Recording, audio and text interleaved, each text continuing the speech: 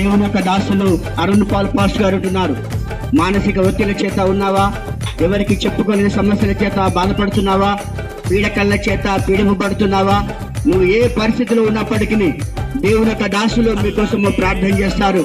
మరి గొప్ప అవకాశాన్ని వినియోగించుకోండి.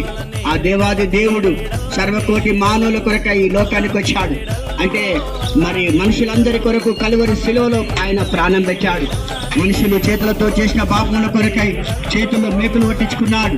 కాళ్ళతో చేసిన పాపముల కొరకై కాళ్ళల్లో మేకులు కొట్టించుకున్నాడు. తలతో చేసిన పాపముల కొరకై తలలో ముండకీటం పెట్టించుకున్నాడు.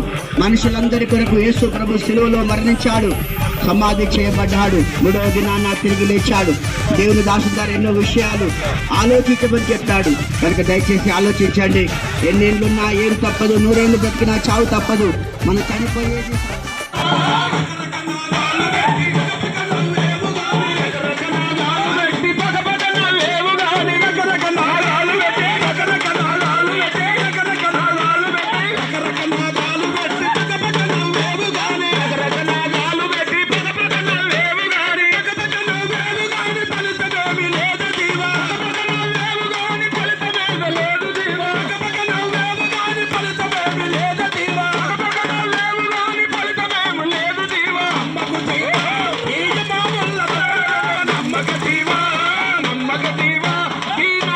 పట్టింది, ఆకాశం నుంచి పడలేదు.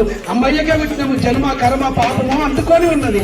దాన్ని కడుక్కోవాలంటే 2025 సంవత్సరాల కింద ఆసియా కాండము బెత్లెహేము లోపల యేసయ్య ఉంటాడు.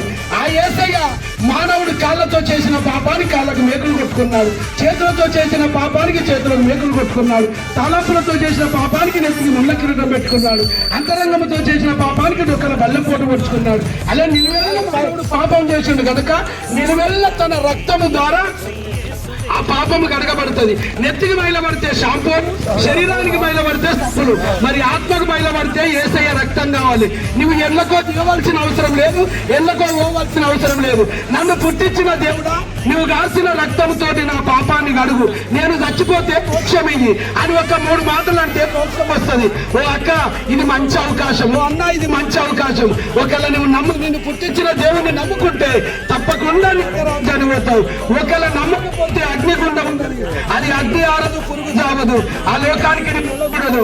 మోక్షమే ఈ శరీరం.